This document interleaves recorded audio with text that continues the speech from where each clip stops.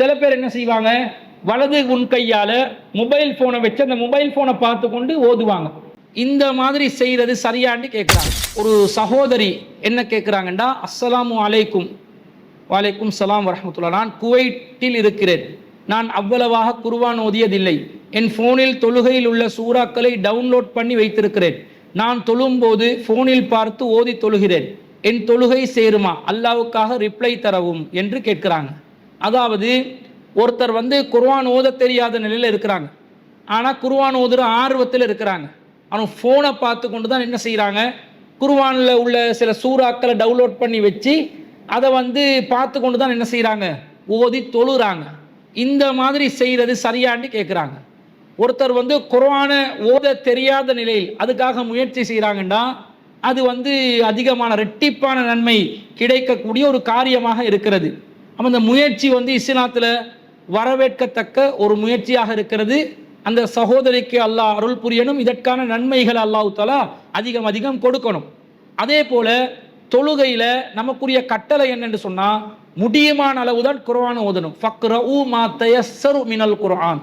குர்ஆனில் உங்களுக்கு முடியுமானதை ஓதுங்க என்று தான் அல்லாஹ் சூரத்துல் முஸம்மில்ல நமக்கு சொல்லித்தர்றான். முடியுமானது மனநமிட்டு அதை தொழுகையில் ஓதிக்கொண்டாலே அல்லாஹ் தஆலா அதை அங்கீகரிப்பான்.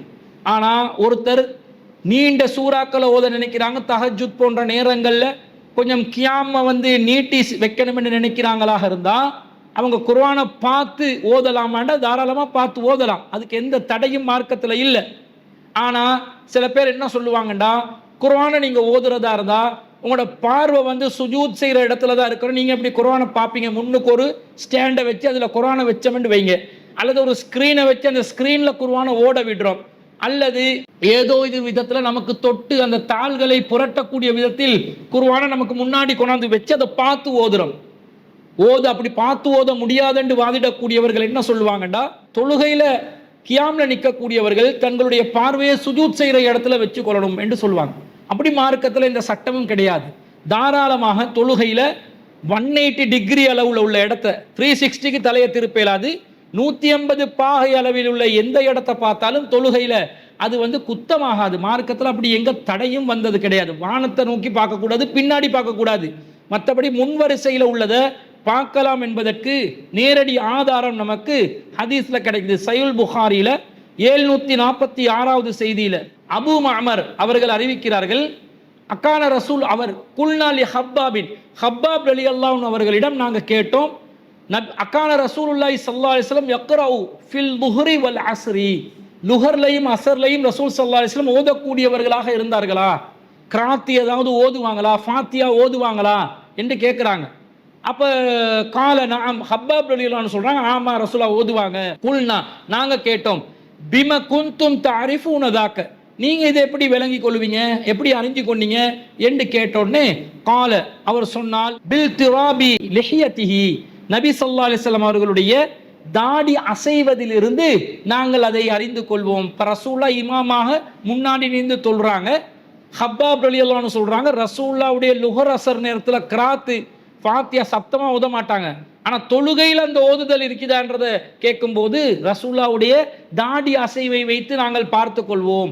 அப்போ ஹப்பாப் ரலியல்லாஹு அன்ஹு அவர்கள் ரசூல்லாவுடைய தாடியை தானே பார்த்து கொண்டு இருந்திருக்கிறாங்க, தொழுகையில் சுஜூத் செய்கிற இடத்தை பார்த்து கொண்டு இருக்கல தானே. அப்போ இதிலிருந்து என்ன விளங்குது, மௌமூங்களுடைய பார்வை எங்கே இருக்கணும், சுஜூத் செய்கிற இடத்துல இருக்கணும் என்றது இல்லை. இமாமுடைய பார்வை சுஜூத் செய்யணும் என்ற இடத்துல இருக்கணும் என்றது இல்லை, முன்னாடி பார்க்கலாம் என்றது நமக்கு இந்த ஹதீஸிலிருந்து விளங்குது. இந்த பார்வையை ஒரு தேவைக்காக குர்ஆன் மீது வைத்து கொண்டால் அதில் எந்த ஒரு தவறும் ஆகாது என்பது தெளிவாக விளங்குகிறது. அதே நேரத்தில் இப்போ இந்த குர்ஆனில் ஒரு பக்கம் முடிந்து விட்டது, ஓதி முடித்து விட்டோம், அடுத்த பக்கத்தை ஓதுறதுக்காக வேண்டி இப்படி தாள்களை புரட்டக்கூடிய நேரத்தில் கைகளை பயன்படுத்தலாமா? தொழுகையில் தக்பீரில் இருக்கிறோம், தக்பீரை விட்டு கைகளை பயன்படுத்தி அந்த தாள்களை புரட்டலாமான்னு கேட்டால், தொழுகையில் சில புற காரியங்களை செய்வதற்கு மார்க்கத்தில் அனுமதி நமக்கு கிடைக்குது. எப்படி கிடைக்குதுன்னு கேட்டால், நபி ஸல்லல்லாஹு அலைஹி வஸல்லம் அவர்கள் தொழுகையில் பல சந்தர்ப்பங்களில் தொழுகைக்கு சம்பந்தம் இல்லாத ஒரு சில காரியங்களை செஞ்சிருக்கிறாங்க, தொழுகை பாத்தில் இல்லாத வகையில் அதை செஞ்சிருக்கிறாங்க. ஒரு ஹதீஸ் வருது சஹீஹுல் புகாரியில் 516வது ஹதீஸ், அபூ கத்தாதா ரலியல்லாஹு அன்ஹு அவர்கள் அறிவிக்கிறார்கள், அன்ன ரசூலுல்லாஹி ஸல்லல்லாஹு அலைஹி வஸல்லம் கான யுஸல்லி வஹுவ ஹாமிலுன் உமாமத பின்த ஜைனப பின்தி ரசூலில்லாஹி ஸல்லல்லாஹு அலைஹி வஸல்லம். நபி ஸல்லல்லாஹு அலைஹி வஸல்லம் அவர்கள் தொழுவும் போது தம் புதல்வி ஜைனபுக்கும் அபுல் ஆஸ் பின் ரபியா பின் அப்தி ஷம்ஸ் அவர்களுக்கும் பிறந்த தம் பேத்தி உமாமா பின் ஜைனபை என்ன செய்தார்கள்? சுமந்தவர்களாக தோளில் சுமந்து கொண்டு தொழுதிருக்கிறார்கள். ஃபைதா சஜத வலஆஹா, தக்பீர்ல இருக்கும் பொழுது கியாம்ல நின்று கொண்டிருக்கும் போது தோல்ல வச்சு கொண்டே என்ன செய்யறாங்க? உசாமா பின் ஜைனப் அவர்களை வச்சிருக்கிறாங்க.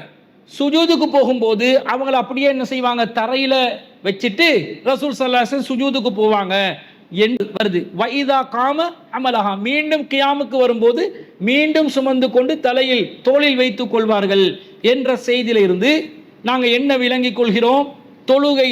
தொழுகைக்கு சம்பந்தம் இல்லாத சில காரியங்களை செய்வது மார்க்கம் நமக்கு தடுக்கவில்லை என்று விளங்குது. அதே போன்று உங்கள் எல்லாருக்கும் தெரிந்த ஒரு ஹதீஸ் தான் புகாரில 183வது ஹதீஸ், அப்பாஸ் ரலியல்லாஹு அன்ஹு அவர்கள் அறிவிக்கக்கூடிய ஹதீஸ். ரசூல் ஸல்லல்லாஹு அலைஹி வஸல்லம் மைமுனா ரலியல்லாஹு அன்ஹா அவங்களோட வீட்டில் போய் தங்குவாங்க. ரசூலா தொழுகின்ற நேரத்தில் இப்னு அப்பாஸ் அவர்கள் இரவுல எந்திரிச்சு ரசூல்லாவோட போயிட்டு தொழுவாங்க. ஃபகும்து ஃபஸனஅது மிஸ்லமா சனா, ரசூலா உலு செஞ்ச மாதிரி இவரும் உலு செஞ்சு என்ன செய்வார்? ரசூலாவோட பக்கத்தில் போய் நின்று கொள்வார். சும்ம தஹப்து ஃபகும்து இலா ஜம்பிஹி, பிறகு நான் உலு செய்து கொண்டு பிறகு நான் நபி ஸல்லல்லாஹு அலைஹி வஸல்லம் அவர்களுடைய அருகில் போய் நின்றேன். ஃபவலஅ யதஹுல் யும்னா அலா ரஅஸிஹி, ரசூலா தனது வலது கையை எனது தலையின் மீது வைத்து வஅஹத பி உதுனியல் யும்னா யஃப்திலுஹா, என்னுடைய வலது காதை அப்படியே இழுத்து நபி ஸல்லல்லாஹு அலைஹி வஸல்லம் அவர்கள் அவர்களுடைய வலது பக்கத்தில் என்னையை நிறுத்தி வைத்துக் கொண்டார்கள் என்ற செய்தியை நாங்கள் பார்க்குறோம்.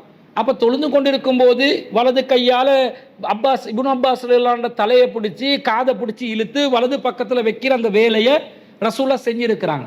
தேவைக்கு சில காரியங்கள் தொழுகையில் செய்யலாம் என்பதிலிருந்து குர்ஆனுடைய அந்த வசனங்களை ஓதுறதுக்காக தாள்களை புரட்டுறதையும் செய்யலாம் என்பதை நாம் விளங்கிக் கொள்கிறோம். ஆனால் ஒரு விஷயத்தை புரிஞ்சு கொள்ளணும். இப்படி நாங்கள் ஒரு வேலையை செய்யும் போது முடியுமானதை தான் ஓதணும். எக்ஸ்ட்ரா ஓத நினைக்கிறோம். அப்படி ஓத நினைக்கும் போது இந்த மாதிரி சில காரியங்கள் செய்வதற்கு நமக்கு அனுமதி கிடைக்குது. தாள்கள் எல்லாம் புரட்டலாம். அதுக்காக வேண்டி நம்முடைய தொழுகையில் இருக்கக்கூடிய ஒரு சுன்னத்தை பாதிக்கக்கூடிய விதத்தில், ஒரு ஃபர்லை பாதிக்கக்கூடிய விதத்தில் இந்த காரியங்களை நாங்கள் செய்யக்கூடாது. சில பேர் என்ன செய்கிறாங்கண்டா, மொபைல் ஃபோனை கையில் வச்சுக்கொண்டு, இப்போ நாங்கள் தக்பீர் கட்டும்போது இடது முன்கை மீது வலது முன்கையை வைத்து 2 கைகளையும் நெஞ்சின் மீது வைத்துக் கொள்ள வேண்டும்.